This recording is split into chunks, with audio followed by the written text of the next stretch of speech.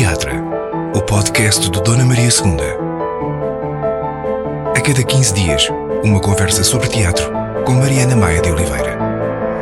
Margarida Villanova, atriz, é convidada nesta quinzena do Teatra. Obrigada, Margarida, por vires ao Obrigada podcast eu pelo convite. do Teatro Nacional Dona Maria II. Gosto sempre, para começar, até para nos situarmos no tempo, de saber os pontos cardeais da vida presente de quem aqui vem conversar.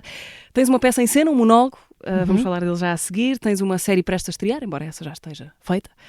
O que é que tens agora em mãos para além disso? Ou a caminho de fazer? O que é que estás? O que é que tens em mãos? Bom, a peça vou continuar em cena com ela e irei fazer uma longa-metragem no segundo trimestre do ano. E é isso. Que ainda não podes dizer. Sim, o realizador é o Bruno Gascon. Sobre o guião só vou recebê-lo em novembro, portanto ainda não sei muito sobre. Ainda não me caiu em cima esse guião. E este espetáculo provavelmente irei continuar a fazê-lo ao longo do próximo ano, 2025. Mas assim, estou numa fase de um projeto de cada vez, portanto não caí no caldeirão dos projetos. É uma vontade essa, de uma coisa de cada vez? Não, também não é só uma vontade, também às vezes é uma questão de oportunidade. E tirando este filme do Bruno, que já está apalavrado desde a série Irreversível que filmámos juntos. É a tal série que vai estrear agora? Quando nos ouvirem, provavelmente já está no ar. Irreversível. Mas tirando esse projeto e a vontade de prolongar a carreira do espetáculo à primeira vista, não estou a forçar os projetos, porque eu venho de um ciclo de muitas, o último ano foram 3 séries, 2 longas-metragens, uma novela, um espetáculo de teatro, realizei uma curta-metragem, então eu acho que nos esgotamos às vezes um bocadinho, e acho que é importante também parar, reciclar, pensar, traçar novos caminhos. Apetece-me escrever, tenho uma ideia de uma terceira curta, na verdade, para realizar, que gostava de me dedicar a escrevê-la, mas também tem a ver com as oportunidades, e nem sempre as oportunidades não surgem quando nós queremos, surgem quando elas querem. Vamos diretos ao monólogo, até porque ele está muito fresco no teu corpo de atriz, já que vais fazê-lo daqui a umas horas, neste dia em que conversamos. À primeira vista, é o nome do espetáculo e é a adaptação portuguesa de um monólogo de Suzy Miller, esteve em cena no Maria Matos, voltou agora neste mês de outubro, já me disseste que vai continuar. Tens esgotado salas atrás de salas. Nesta peça tu és uma advogada de sucesso, uma jovem e promissora advogada de defesa, uma jogadora, no fundo. Não é propriamente uma pessoa sem escrúpulos, não é assim preto e branco, não é? Mas é alguém que diz qualquer coisa como não interessa a verdade, interessa a verdade jurídica. Jurídica, não existe uma verdade real, existe uma verdade jurídica. Isto não é a vida, é a lei. O advogado é um contador de histórias que procura contar a melhor versão da história da pessoa que está a representar, como se tudo o que estivesse em causa fosse um jogo formal, não é?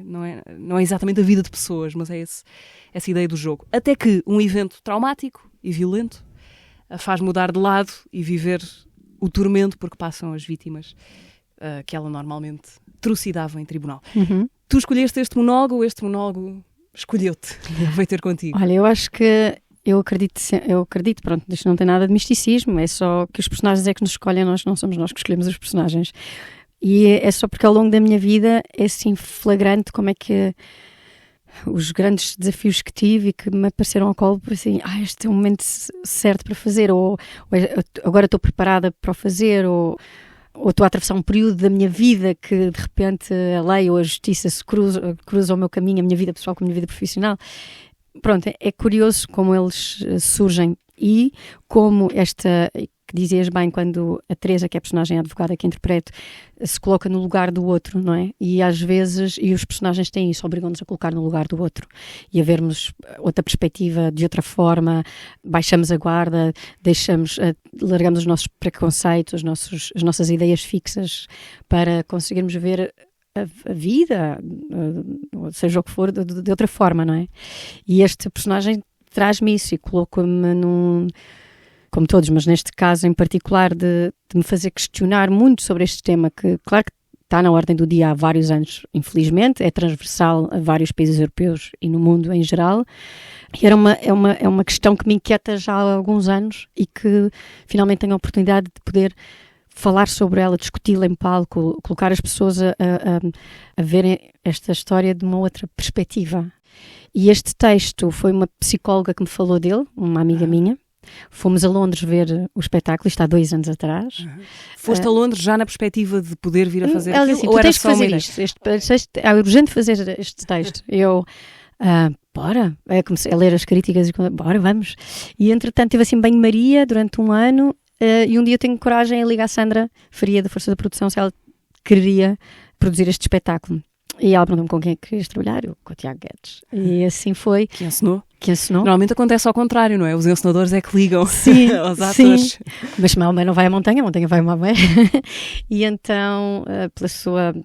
Porque gosto muito do trabalho dele como encenador e como realizador e porque humanamente é um homem maravilhoso, incrível. Pronto, e assim surge este personagem. Sim, eu quis muito fazê-lo, mas acho que a vida às vezes coloca-nos assim uns... Como dizia o assistente de encenação do espetáculo, um miminho. Disse-me várias vezes ao longo dos ensaios, o Luís Araújo, coloca-nos assim um miminho no colo e acho que eu nunca tive a pretensão, eu nunca tive a ideia de fazer um monólogo, nunca percebi a ideia dos monólogos. Pensei, mas como é que uma pessoa vai para lá brincar sozinha? Eu não quero ir para lá brincar sozinha. Que horror, que solidão estar ali. E de repente nunca me sinto sozinha porque houve um trabalho de equipa extraordinário, nunca me largaram a mão. E pronto, e na verdade, como é um espetáculo que vive muito da contracena com o público, assim, sempre, pronto, são eles, estão aqui para mim, salve seja, vieram. Este jogo é uma brincadeira entre os dois. E antes de entrar sei que estão 2 técnicos a olhar para mim, estão diretor de cena e então Tens lá vou rituais eu. para te tranquilizares? Chego muito cedo ao teatro, chego às 4 da tarde ao teatro. O espetáculo é só às 9 da noite. 9 da noite, chego às 4. Normalmente faço uma aula de yoga antes, só para encontrar o norte, foco, para aquecer o corpo. É um espetáculo muito exigente fisicamente, então não dá para ir assim fresquinha lá para cima. Depois tenho que comer qualquer coisa muito cedo, porque eu tenho muita dificuldade. Não consigo comer antes dos espetáculos, portanto às 5 da tarde estou a jantar. É assim uma almojanta, então um almoço e um jantar. E depois maquiar com calma, faço uma italiana no palco, pode não ser o espetáculo inteiro, mas vou cena a cena, faço uma revisão do espetáculo todo na minha cabeça, aqueço a voz e pronto. E normalmente entro ali 10 minutos antes, entro para as pernas, pronto, para quem não sabe, para a parte de trás do palco, laterais, e fico ali um bocado a pensar naquilo. E pronto, depois perguntam-me se eu estou pronta e eu, pronto, tem que ser ali, vamos nós. Remédio. Vamos nós. Como é que se ocupa um palco sozinha? Por acaso há 15 dias, na conversa anterior, esteve cá a Luísa Cruz e falámos de monólogos também, porque ela fez também o seu primeiro há não muito tempo. E ela acha que é fundamental para um ator passar pela experiência de fazer um monólogo. Achas isso também? Aprende-se muito? Sim. Aprendemos muito também sobre nós próprios. Para mim foi um verdadeiro exercício de superação. Eu às vezes, como é que é fazer assim, empoderador fazer este espetáculo? Porque quantas vezes durante os ensaios eu pensei, não vou conseguir subir a montanha é maior do que eu, o texto é maior do que eu, tudo, eu não vou conseguir. E é um exercício de superação gigante e de nos superarmos a nós próprios. Então assim, eu sinto-me uma atleta de alta competição a fazer o espetáculo. Na quarta-feira entro em estágio. Eu acordo, não faço mais nada, guardo a energia toda para a noite, durmo o máximo que posso para poder descansar o corpo e a cabeça, tomo um bom pequeno almoço, estou em silêncio, não atendo, faço por não atender, não quer dizer que não haja, a vida acontece, não é?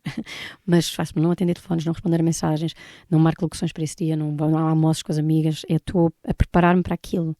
É um mergulho, desde que acordo até fazê-lo. E isto, pronto, em termos de concentração, de foco, de entrega, é um exercício, pronto. E em relação a estar sozinha em palco, é nós também nos reinventarmos. Entre nós e o público há uma contracena que tem que estar presente o tempo todo. E depois confiar no texto. É curioso, porque a palavra, normalmente na linguagem corrente, a palavra monólogo, queremos dizer qualquer coisa com um sentido meio aborrecido ou monocórdico, mas no teatro o monólogo tem de ser o contrário exato disso, não é? Uma coisa altamente viva, altamente intensa, e este espetáculo é isso. Porque apesar de estares sozinha em palco, tu tens de fazer viver outras personagens e nós temos de as ver, apesar de elas não estarem lá, portanto temos de ver a mãe, o irmão, os procuradores, as figuras todas do trabalho, os colegas de trabalho, através de ti. Tens de criar o teu próprio elenco, não é? Fazê-lo viver. Sim. É aprender a brincar sozinha, mas como fui filha única... uma parte do trabalho está feito. Uma parte do trabalho de casa fiz. Sim, e havia uma coisa que o Tiago me disse ao longo dos ensaios: conta-me a história, conta-me a história, conta-me a história. Clareza, clareza. E então há assim coisas que para mim são quase mantras, não é mesmo? Olha, antes de entrar em cena, muitas vezes é isso que eu estou a pensar: conta a história, sim, claro, conta a história. E é isso, quando nós contamos uma história, nós, no nosso dia-a-dia, entrei, depois o taxista disse-me, depois a minha mãe chegou a casa e disse, filha, não sei o que, nós sem querer na nossa vida, vamos nos adaptando também às situações. Nós não falamos da mesma forma com o diretor de turma como que falamos com o namorado. Portanto, assim, é uma brincadeira de nós irmos de ir criando a cena dentro da cena. Clareza quer dizer o quê? É não te perderes em artifícios? Sim, havia esta intenção de contenção, de haver uma coisa de clareza, porque o espetáculo pode ser... Nós não queríamos que fosse... Há um statement neste espetáculo, claramente, mas que a discussão estivesse aberta sem ferir suscetibilidades. Então que os factos, o que nós estamos a pôr em cima da mesa são factos, são verdades, é uma realidade. E isso, embora eu possa estar de um lado da história, implica ter uma clareza muito grande a contá-la, para que quem está a ouvir perceba estes meandros da justiça, que 1 em cada 3 é agredida, fisicamente, verbalmente, sexualmente, psicologicamente, e isto é dito pela boca da Teresa, e então poderia ser pela boca da vítima, não é? E nós não queríamos que essa vitimização e que esse lado, e que às vezes esta discussão entra no campo do feminismo, e que muitas vezes lá estão elas, então era importante que todas as ideias que fossem apresentadas sobre justiça, sobre o sistema jurídico, sobre o facto de serem homens, que há muitos anos que a lei foi moldada e construída por homens, mas que a lei, apesar de tudo, é feita feita à luz das nossas experiências, das nossas vivências. E, embora já haja mais assentos parlamentares ocupados por mulheres, a lei continua a ter um ponto de vista, muitas vezes, machista e misógino.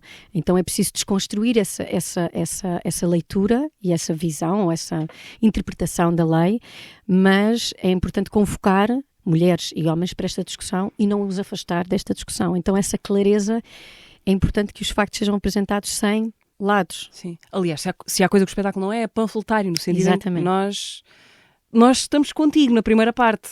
Sim. Lá está, não és um monstro. És uma pessoa que nós compreendemos. Sim. E como és tão lógica e tão implacavelmente lógica... É isso. Pode ser assim, não é? Sim. Podemos acreditar naquilo, podíamos viver a acreditar naquilo. Sim, sim. Qual é o momento do espetáculo para ti? O mais desafiante, difícil, tenso? A abertura do espetáculo é muito difícil para mim, porque essa clareza... Porque é um espetáculo que, como o Tiago dizia, precisa de nervo, precisa de tensão.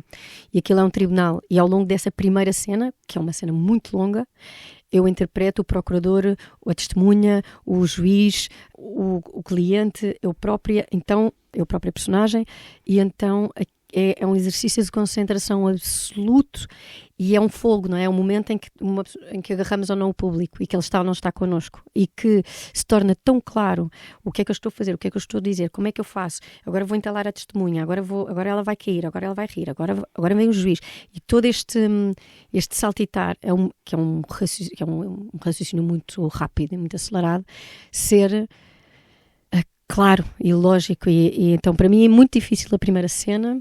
E eu acho que é a última, porque é o momento-chave do espetáculo em que as cartas são postas em cima da mesa. E há uma ideia que a personagem, desde o início ou a meio do espetáculo, que seria uma mudança de um primeiro para um segundo ato, mas que nós não temos intervalo no espetáculo, ela diz: eu sei que isto é um caso perdido, mas levo-me à esquadra da polícia. Ela sabe desde aquele momento que é um caso perdido. E como é que ela leva a sua causa até ao fim? E é no final onde ela põe as cartas todas em cima da mesa, e sem ser panfletário, sem ser vitimizado, sem ser cansativo, não é? O espectador já vai com 1h20 1 hora e qualquer coisa nessa altura de espetáculo, e eu própria já estou cansada, e então são assim as duas cenas-chave. Em que estado é que tu acabas aquilo? Eu diria que aparentas qualquer coisa entre o feliz e o esgotado. Eu fico, sempre que eu digo a última frase, eu emociono-me.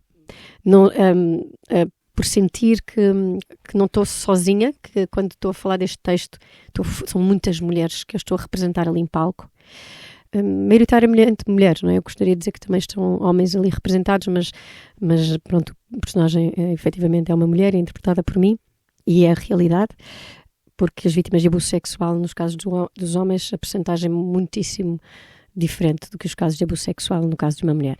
Mas, portanto, eu sinto sempre que há um lado de missão de trazer a palco este tema, este espetáculo, então eu emociono-me pelo espetáculo em si, emociono-me porque consegui eu própria chegar ao fim, porque é sempre um exercício de superação a cada noite que subo a cena, e depois porque fico sempre parva quando eu ouço aquelas pessoas todas, eu assim, são 400, elas estão aqui, e há assim uma coisa de me emocionar, de ver o outro, eu acho que de ver o outro emocionado ou tocado, acho que é bonito, há assim um lado de partilha, de amor, não é uma pessoa quando sobe para cima de um palco é para dizer qualquer coisa, se não for para dizer nada não sobe.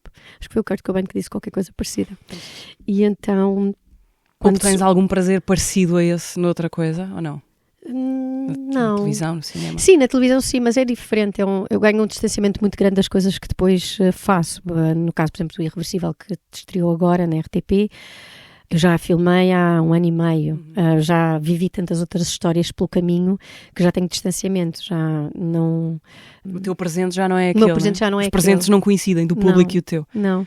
E depois, na altura, eu quero-me fazer bem, vá, naquele momento. Estamos ali todos a construir 1 minuto de filme ou 1 minuto de série. Então está a fotografia a fazer o melhor com a maquinaria, está a montar o travelling, que está o som, que está a tentar fazer a melhor captação, nós, atores, a fazermos a melhor contracena, o realizador à procura do melhor plano, e é assim um trabalho de equipa em que vamos assim, todos juntos para fazer aquele minuto. E isso comove-me no momento em que o faço, no presente. Depois, 1 ano e meio depois, o resultado, espero que não me calhe mal dizer isto, mas já não me interessa no sentido assim, gosto de ver o que é que está feito, como é que ficou o resultado final, mas eu também já não vou voltar atrás, eu não vou regravar a cena, até porque eu, passado 1 ano e meio, eu já sou outra pessoa, eu já não verei aquela cena da mesma forma. Eu acho que nossa bagagem de vida, aquilo que nós vivemos e experienciamos, é uma bagagem emocional que nós levamos para a vida e para os personagens. Não quer dizer que eu preciso passar por determinada coisa para interpretar determinada coisa, mas eu sou outra mulher e a minha forma de estar na vida ou a forma como eu giro os personagens é diferente. Dá 1 ano, dá 2, 3, 4, 5 e até porque ao longo dos anos vou aprendendo muitíssimo com eles. Eles ensinam muito mais a mim do que eu tenho para lhes ensinar, porque eles, coitados, são só personagens, não aprendem nada. Mas eu aprendo muito com eles. Voltando ao palco, eu quero aproveitar ter aqui para esclarecer uma dúvida que tenho, não sobre este espetáculo em particular, mas em geral. O momento de agradecer os aplausos. Quando os aplausos são muitos, tem sido o caso, e os atores entram e saem do palco para agradecer, enquanto a ovação dura. Como é que os atores decidem que é hora de regressar uma última vez? Quando é que já chega? Há uma medida de intensidade dos aplausos lá atrás? Vou, não vou? Eu não tenho muito jeito. Eu assim, foste tão rápida. Às vezes a diretora diz, tu foste tão rápida. Mas às vezes fico passado o blackout naquele momento, quase uma catarse. Fico meio intimidada, meio envergonhada. Pronto, e às vezes comovida. Então às vezes sou um bocado rápida e não tenho lá nenhum colega para ditar o ritmo, para ditar o ritmo, tipo, agora, não, saio, entro. E às vezes o diretor de cena, às vezes faz-me sinal lá atrás, tipo, volta mais uma vez, eu, mais uma vez. Entretanto, uma pessoa encontra a média, que já sabe que mais ou menos volta, dá 3 vezes a média, dá aquela. Mas depois muitas vezes são os técnicos que acendem a luz de palco e começam a... Esse sinal obrigada, esse sinal ajuda, claro. esse sinal ajuda.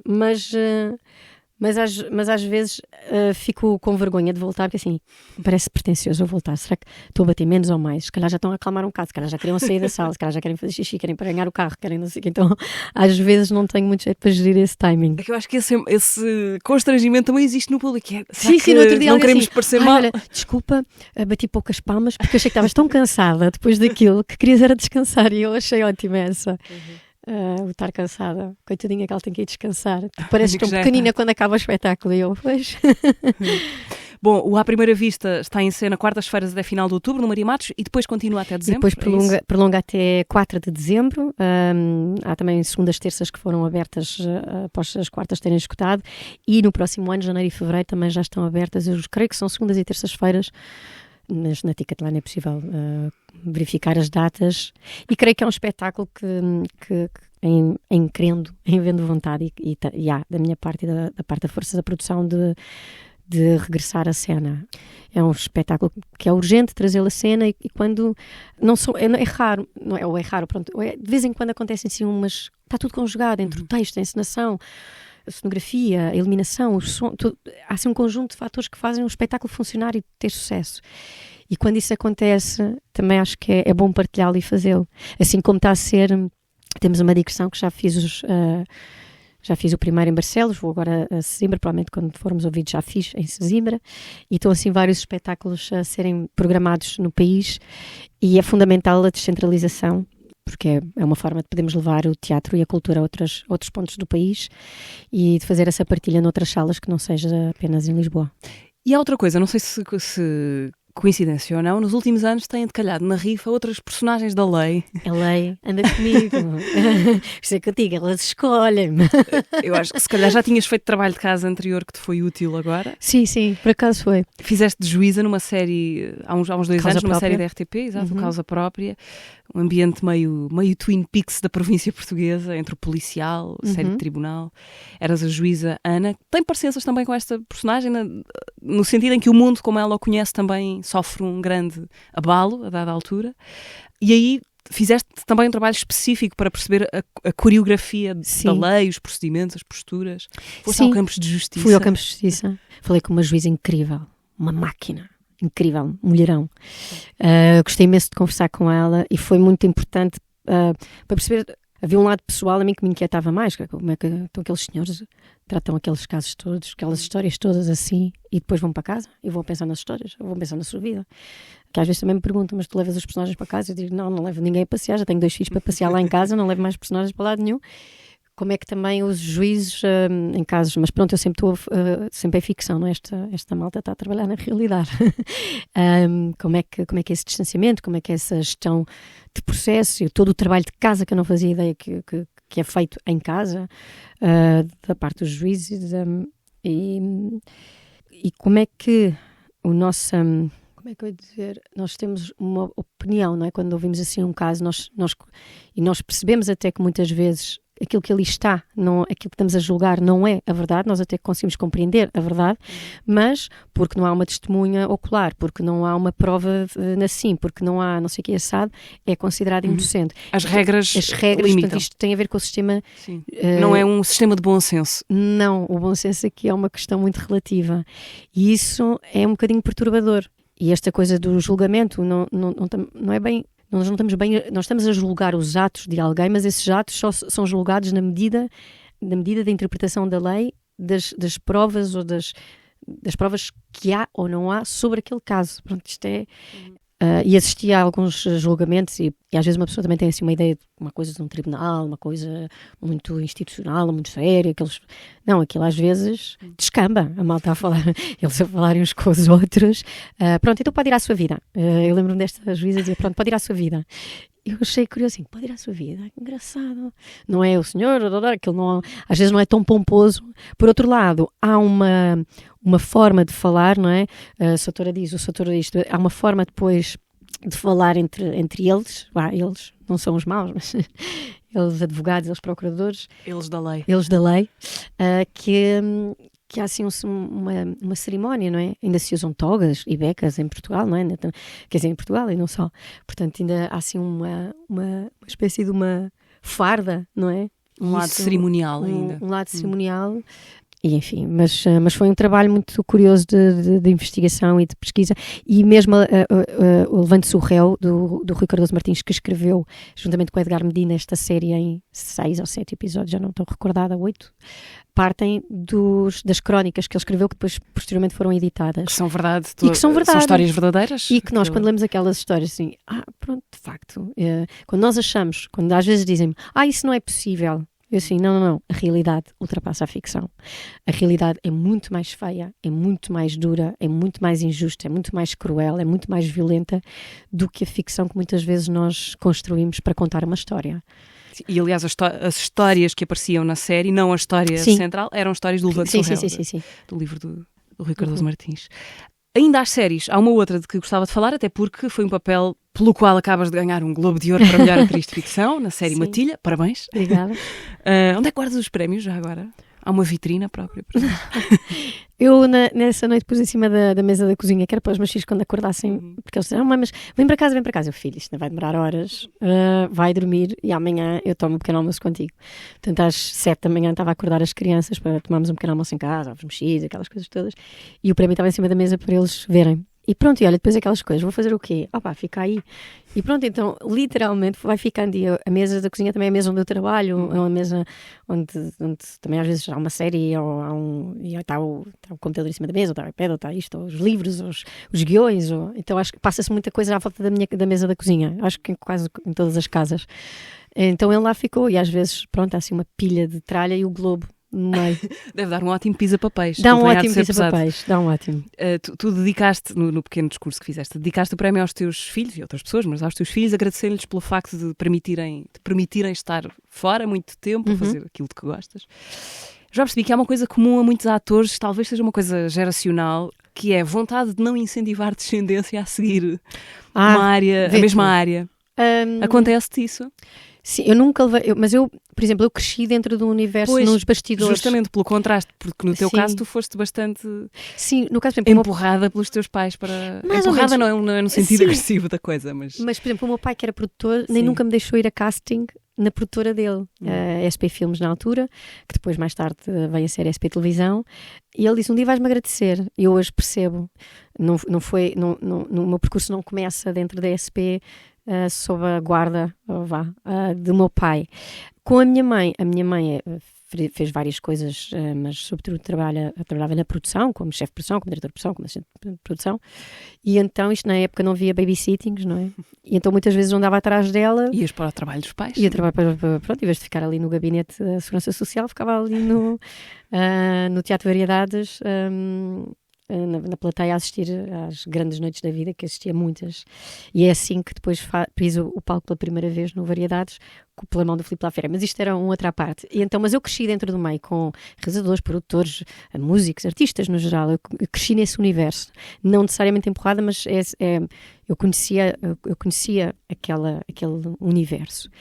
No caso dos meus filhos, não, eu nunca os levei para os platôs, nem para os ensaios, nem fiz sempre para eles terem uma infância mais pueril, mais infantil, porque crescer no meio de adultos é diferente, as conversas são diferentes, o ambiente é diferente, e as crianças acho que devem crescer com crianças. Mas o meu filho Dini, só para me contrariar, por acaso a única vez que ele veio para uma rodagem, que eram 4 dias no Alentejo, uma curta-metragem, pensei, também são 4 dias, já em setembro, uma pessoa já não sabe o que é que há de fazer às crianças nessa altura. Vem comigo e pronto, e o hotel tinha lá um tanque, ele fica na piscina, ou fica coisa, ou vai. E havia uma criança no filme, ele, mãe, tu sabes que há uma agência só para crianças e as crianças fazem coisas, e eu, e ele, podes matricular-me? E eu, matricular? Sim. E adiei a conversa, Depois há um dia, passados 6 meses, que ele diz, mãe, ninguém gosta de mim, nunca fui chamado. Eu, que isso é a pior coisa que uma pessoa pode sentir, não é? Eu já ouvi muitos não na vida. Eu, não, a mãe foi escolhida, sabes que eu não sei fazer essas coisas online, eu vou tratar.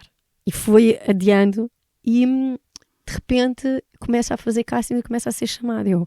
E eu começo a vê-lo e a ver-me com 12 anos, a idade dele, que foi uma altura em que eu começo a fazer mais umas coisinhas aqui e ali. E às vezes é assim comovente, é por um lado assim, pronto, eu achei que ia ser diplomata, porque ele é assim super elegante e super delicado a falar, pensei, pronto, vai ser, vou andar a correr o mundo, vou viajar imenso para visitar o meu filho, mas de repente há uma coisa de intuição que tu vês, e uma inteligência, um ponto de vista sobre a cena, e isso é muito engraçado, não só pela inocência de ser uma criança, não é, não vem com as manias todas, ou não é só truques, é com as defesas com que nós muitas vezes vamos. Há um lado assim engraçado de espontaneidade, como ele filmou com uma realizadora com quem eu trabalho muitas vezes, a Patrícia Sequeira, e ela assim, estás lixada, ele tem os teus tempos, os silêncios são os teus. E por um lado fico aflita, por outro lado fico arrepiada e muito emocionada, é engraçado. O outro não faço ideia o que é que vai ser na vida, mas sobretudo, acima de tudo, quer que sejam felizes. Pois, é curioso ver a diferença entre os planos. Não, porque assim, nós temos planos, mas depois a vida também tem planos para nós. E pronto, e pregam-nos partidas entre boas e más, é uma vida. Com que idade é que te estreaste no Variedades com o Filipe Lafera? Aí tinha 9 anos. 9 anos. Aí tinha 9 anos. Era a fazer o quê? Marisol. Eu ainda sei a frase. Eu entrava toda vestida de espanholita, assim com as castanholas, e dizia: Marisol, sou eu, estou no cárcere per la maldita cocaína. E isto porque ele ia ensinar a maldita cocaína uns anos depois. E depois, entretanto, ele escreveu um pai mais 3 papéis para mim, pequeninos. Olha, cantava com o Joaquim Monchique uma canção que ele até hoje me diz da criança, um palavrão primeiro. Tive que entrar com ela, a cantar e a dançar, e ela toda lampeira, não sei o quê, com os balões, pronto. E então foram assim várias pequenas aparições que eu fiz. A minha mãe na altura era diretora de cena da Grande Noite.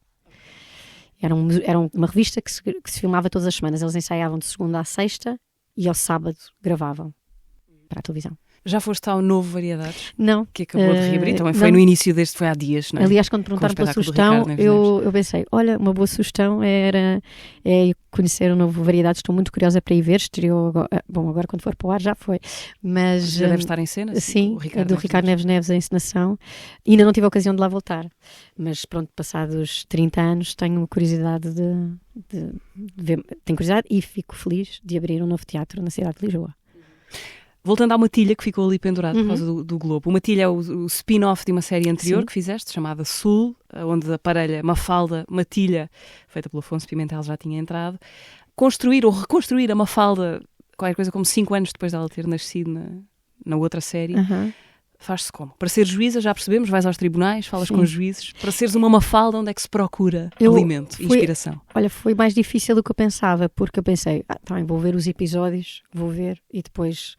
Pronto, para acordar aquela memória, a maneira de falar, a maneira de andar, a essência daquela pessoa, não é? E de repente mas eu sou outra pessoa, assim, é aquela história, não é? Acho que foi aí que eu também ganhei essa consciência de que nós não somos os mesmos, não somos as mesmas pessoas e que... Então, só que na história não tinham passado 5 anos, porque uma coisa era fazer uma Mafalda, a personagem, 5 anos depois, como é que esta mulher porque aí ela também teria evoluído, envelheceu, o que seja. Mas, apesar de tudo, na história desta Mafalda, tinham-se passado 6 meses. Eu e o Afonso ainda tentámos convencer o produtor e disse, mas olha lá para nós, olha já cheios de brancas, olha para nós. Não, sinceramente, já estamos mais crescidos. Não, são 6 meses, isso ninguém repara. Pronto, e então foi difícil, pronto, para além de ter ido visionar todos os episódios para trás, é um bocadinho... fazer um exercício de me colocar naquela pele e naquele lugar, àquela data. E como é que eu vi aquela Mafalda naquele tempo? Eu lembro-me que na altura esta série começa a ser escrita durante a crise da habitação que nós tivemos em 2011, lá para trás.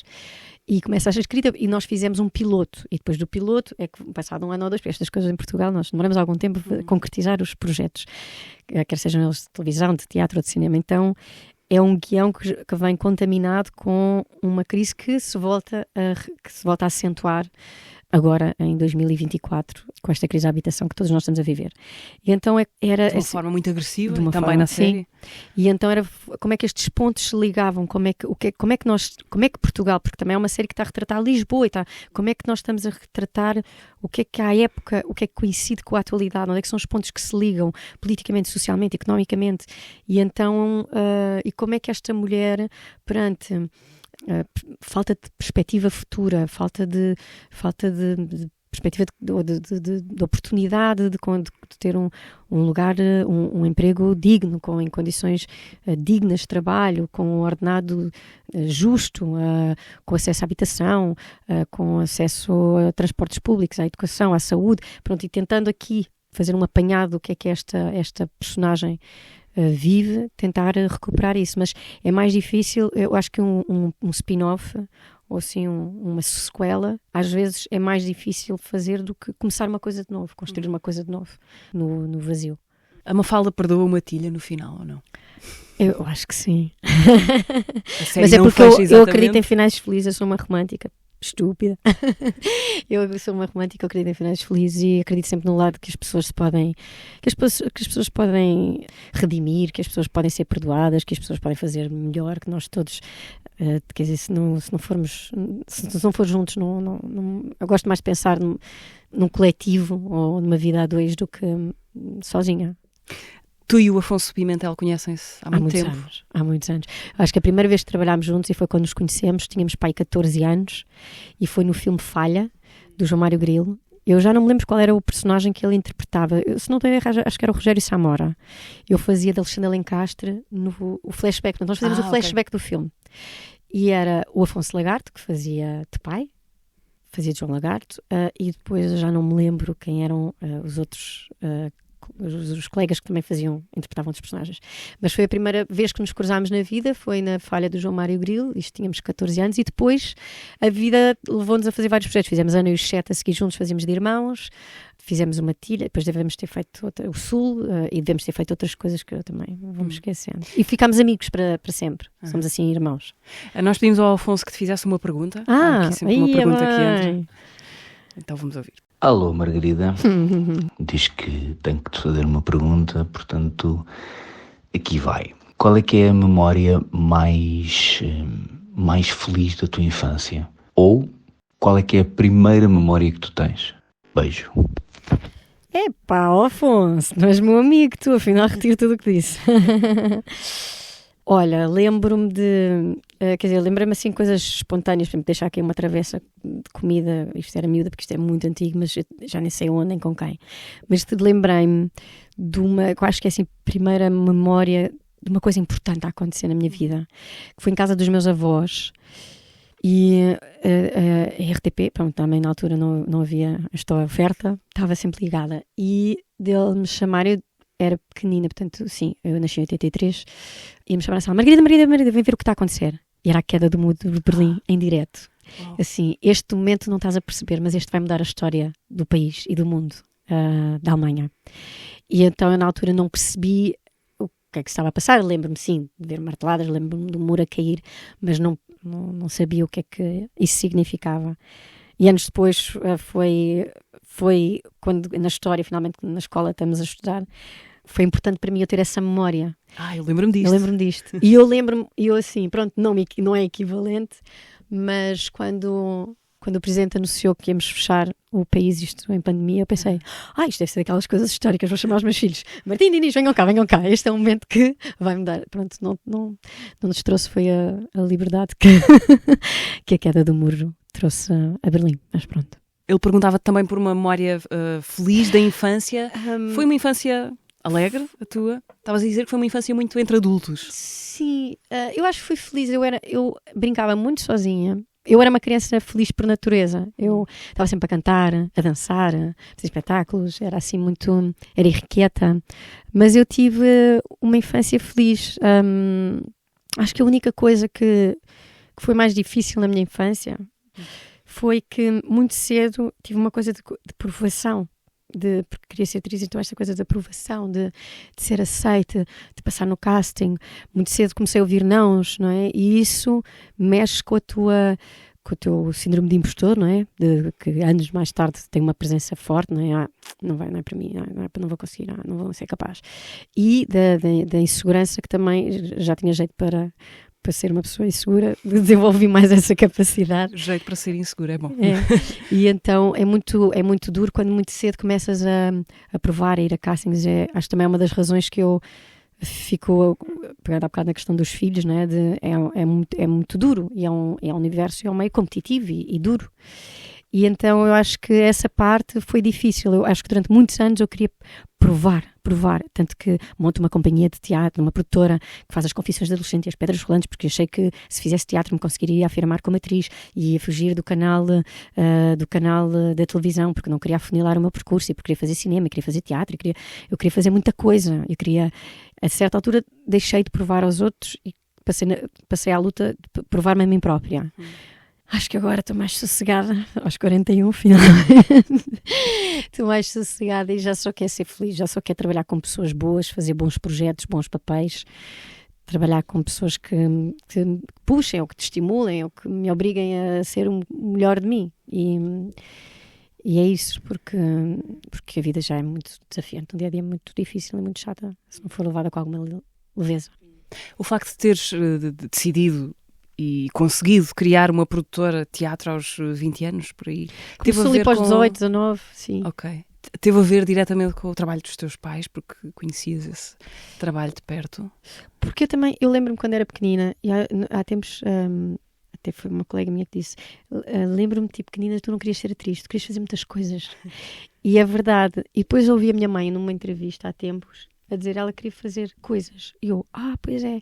Não era só ser atriz, não era só representar, era contar histórias, era fazer espetáculos, era produzir. Acho que esta questão de, por exemplo, de querer realizar, eu acho que também tem a ver daí, de pensar, projetar, construir. Eu acho que há um lado simbólico também na vida, não é? Nós construímos projetos ou sonhos, e então eu acho que esta coisa não foi uma influência, quer dizer, acho que há uma influência direta de ter visto o meu pai produzir coisas. Como é que se fazia? E que é possível torná-las, não é? Materializar um sonho, uma vontade, mas eu acho que foi a minha vontade de querer fazer. Então, o que é preciso fazer para fazer acontecer? E eu já na altura estava a gravar, tinha acabado a novela Fúria de Viver, acho que era a Fúria de Viver, era com o João Perry, com a São Lapa, com o Rita Loureiro, com o Pipo, com o Gonçalo Waddington, era só 5 campeões, eu estava no meio da alta competição, uma sorte ou caraças na minha vida. E então tinha dinheiro guardado, e foi aí, e tinha dinheiro guardado e pronto, fui produzir teatro, e depois mais tarde começaram a entrar os sponsors, porque foi uma altura também onde havia mais dinheiro no país, de uma maneira geral, e os subsídios assim, de patrocinadores eram possíveis.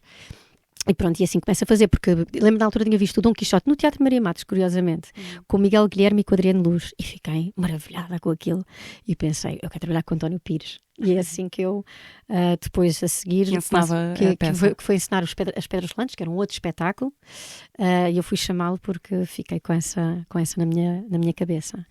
E pronto, e assim foi sendo. Acho que, como o Tiago é assim, com quem é que queres trabalhar? Com o Tiago, acho que pronto, temos que correr atrás daquilo que acreditamos, ou que sonhamos, ou que gostamos. Depois às vezes não é possível, mas tentamos. Porque é que o Adriano Luz foi a pessoa certa para fazer de teu pai, na tua primeira curta-metragem, que era uma espécie de homenagem ao teu pai? Sim, o Adriano, pronto, é uma pessoa maravilhosa, eu amo o Adriano Luz, e com quem tenho uma longa amizade e que somos muito cúmplices a trabalhar. Já fez meu pai, já fez meu marido, já quando nos cruzamos no teatro, já nos cruzamos na televisão, já nos cruzamos no cinema. Por acaso, há assim pessoas há atores com quem nós nunca nos cruzamos, e há outros que felizmente se cruzam, e o Adriano é um deles. E o Adriano, primeiro porque é um brilhante ator, para mim o melhor ator com aquela idade. Eu costumo dizer, o Adriano, quando respira bem, estúpido, faz bem tudo, ele até respira bem.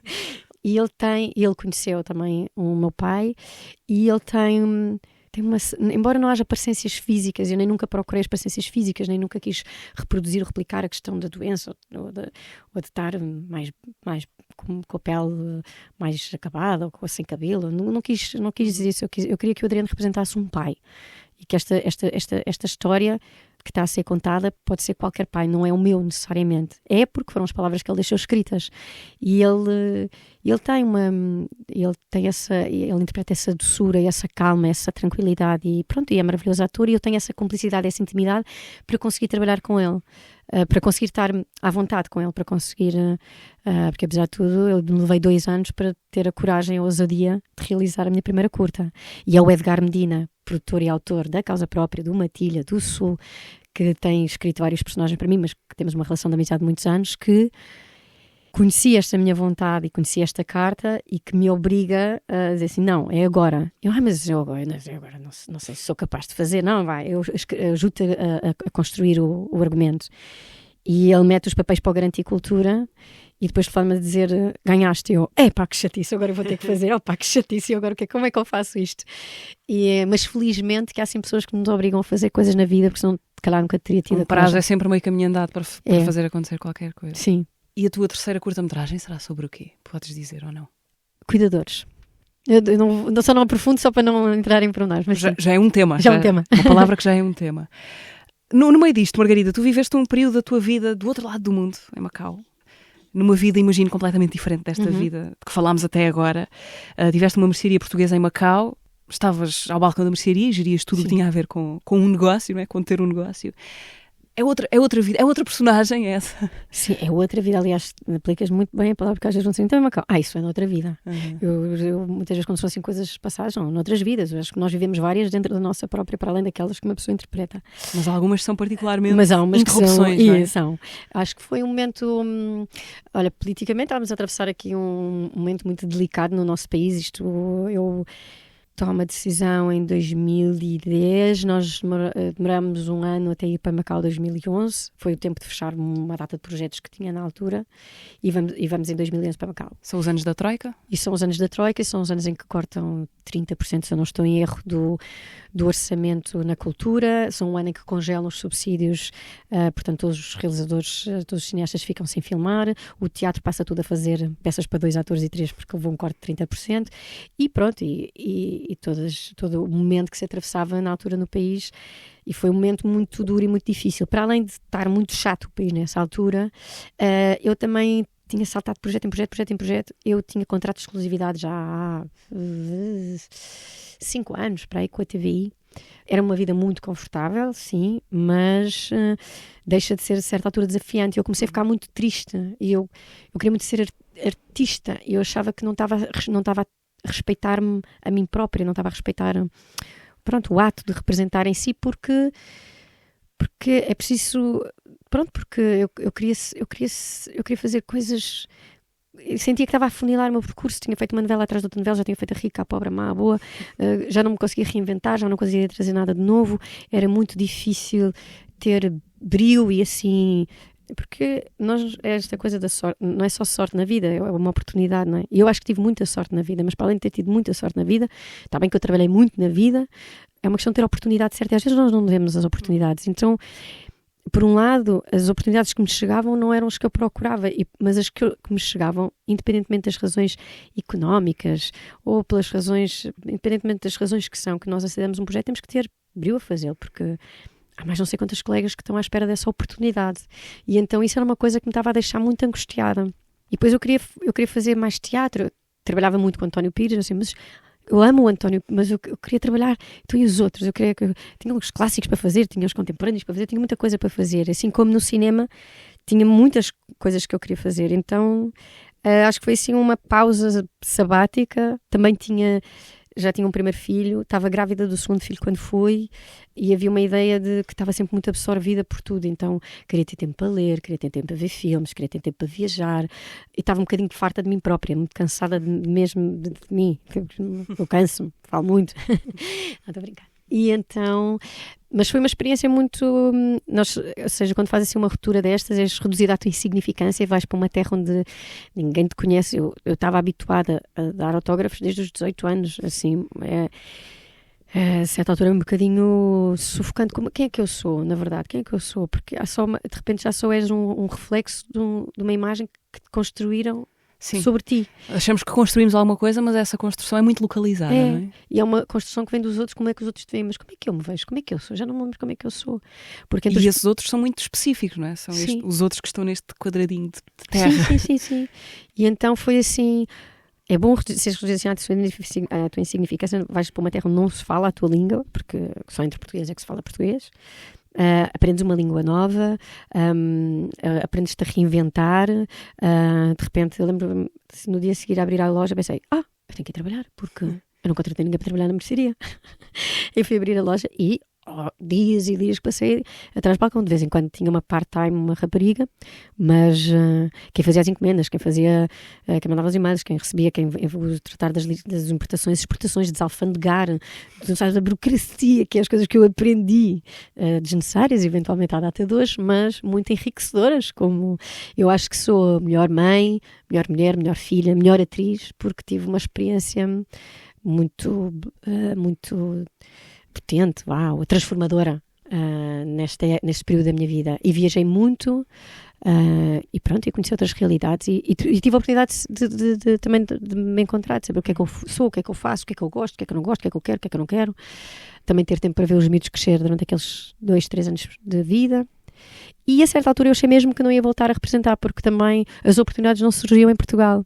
Eu venho a Portugal, o António Pires convida-me para fazer um Lorca, eu venho cá fazer ao São Luís um Lorca, um espetáculo público, mas não apareciam oportunidades. Eu, bem, tudo bem, eu também sou feliz, sempre certo, está tudo bem. E depois, 3 anos depois, é quando a SIC me chama a fazer um Mar Salgado. E depois na altura perguntaram-me, então, e aí eu pensei, pá, não dá, agora não dá. Eu tinha-me acabado de convencer que não ia ser mais atriz. Acabei de abrir a segunda loja. Sou distribuidora da Castelbel na altura, uma marca pronto, tinha uma loja, a primeira flagship da Castelbel no mundo. Pá, agora sou empresária, agora não vou brincar às novelas. E tenho 2 filhos, e contratei uma gerente. Bem, de repente... leio, disse, tá bem. E ligaram mais, tipo, esqueceram-se do fuso horário, ligaram-me às 3 da manhã, pensei quem é que morreu desta vez. E então, é irrecusável. Eu disse que não, então vou-te mandar a sinopse. Eu leio a sinopse e eu, então o que é que tu achas? Eu, é uma mãe à procura de um protagonista absoluto em novela, é uma coisa rara. Se há personagem para que me faça voltar, de repente, assim, é este, porque ainda por cima era a Patrícia sequer a realizar. E eu pensei, bem, então lá organizei a vida toda e vim. E depois andei os outros anos seguintes, estes foram os primeiros 3 anos que estive lá, só vim cá fazer esse espetáculo do público.